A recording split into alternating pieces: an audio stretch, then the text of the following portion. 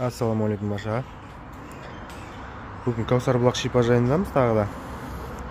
Алдыңғы жолына кішігірім фонтан мен кафетерийдің салынып жатқан видеосын жүктеп едім ғой. Сол өзінің мәресіне жетіпті.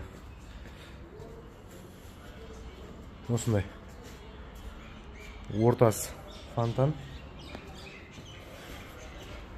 Жаңа неге екінші этажға лестницамен көтерілеміз қазір. Көтеріліп көрсетем.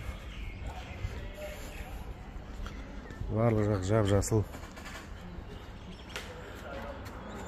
Кішкентай жердің өзінен өте жағымды дүниелерді ұйымдастырған ғой Гүлсім әпшеміз. Так, екінші этажға көтеріліп отырмыз қазір.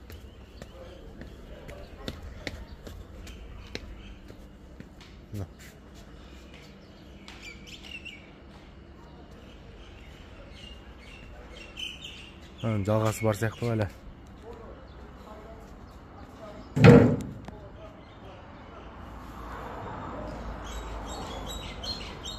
Қалай, кішкентай жердің өзін ойнатып жүрген ғой кәдімгідей.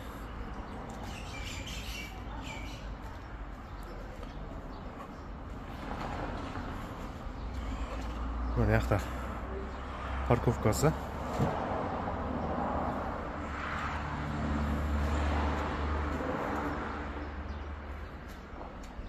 Каусар бұлақ.